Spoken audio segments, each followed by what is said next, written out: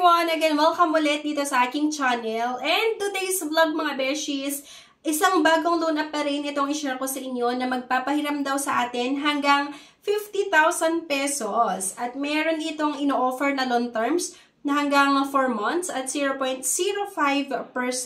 na interest. So, napakadali lang daw nga mag-apply. So, dito mga beshies ay sinubukan ko talaga na utangan, dinownload yung app. So, sana mapanood nyo hanggang sa matapos nga yung ating video para malaman nyo kung magkano yung ino-offer na interest, na processing fees, at yung loan amount. So, based on my experience itong mga beshies, itong i-share ko nga sa inyo, kaya sana mapanood nyo nga. Pero bago ang lahat, kung ngayon ka nga lang dito sa aking channel, meron nga po akong good news sa inyo.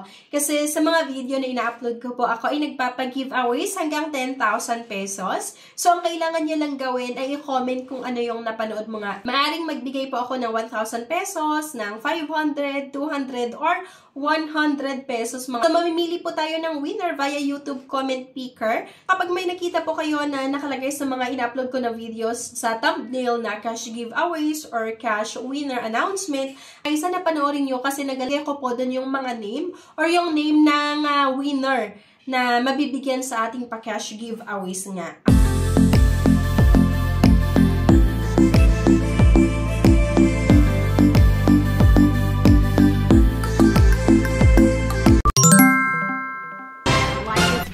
Subscribe, comment, and share. If declined sa bank and other loan apps, pwede niyong subukan yung ibang options. See the link sa comment section below. Disclaimer, try or apply at your own risk. Here nga mga beshies, Cash Mocha, itong i-share ko sa inyo. So, meron itong ina-access sa ating cellphone. So, kailangan lang natin syempre allow para makapag-proceed nga yung ating loan application. So, allow Cash Mocha to send you a notification and so on. So, same with other loan app na naman mga beshies na maglalagay lang tayo ng valid mobile number at meron nga po tayong matatanggap na one-time password once na natap mo yung get it na nakalagay dyan. Ito agad-agad yung pambungad nga ng loan app na ito na 50,000 pesos, yung maximum loan amount at 121 days loan terms, 0.05% per day na interest rate. Registered nga daw ito sa Securities and Exchange Commission at sa AMLC. Okay, so ito yung mga ID mga beshies na tinatanggap nga ng loan app na ito. So, mayroong recommended ID, yung driver's license, PRC, SSS, passport, postal ID, at yung UMID ID. And meron din itong other option kung sakaling wala kayo yung recommended ID. Kikita nyo naman sa app mismo. So, mag-upload nga lang tayo ng isang valid government ID.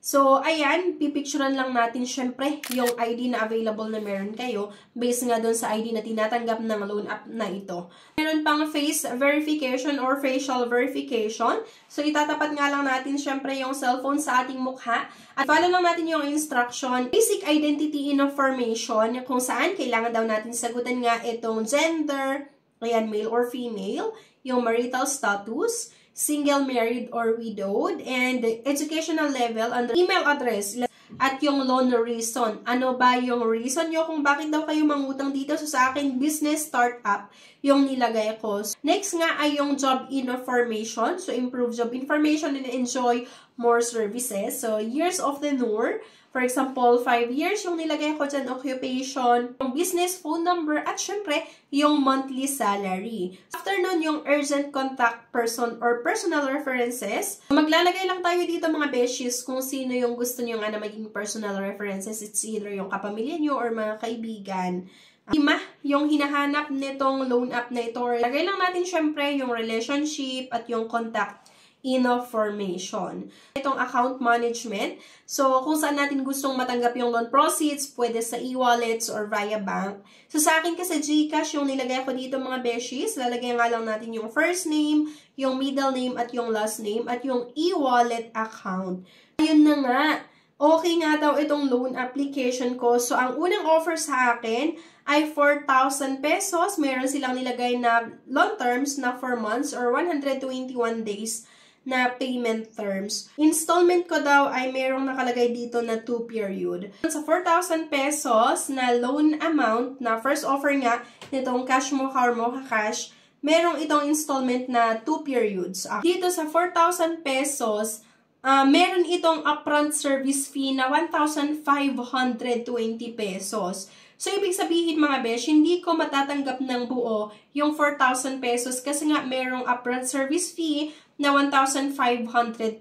So, may ikakaltas pa po ito at kung ano yung matitira, yan lang po yung matatanggap natin. Kung mapapansin nyo dito, repayment schedule ay ang first sa January 14, 2025 na kung saan kailangan kong magbayad ng 3,960. And then sa May 9, 2025, magbabayad daw po ako ng 40 pesos.